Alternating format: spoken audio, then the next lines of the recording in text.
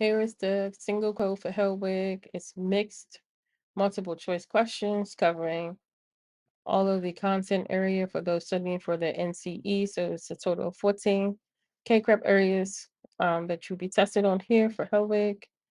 The code is good until the first week of November 2025. So if you have not hit the notification, subscribe to my channel yet, please do so. Support the channel. You help support other people. And if you have any questions, feel free to reach out to me at genevatutoringprep@gmail.com.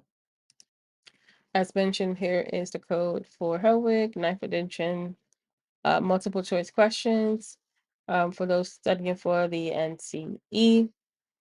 I still have not yet been able to add the CPC questions, but let me know your thoughts.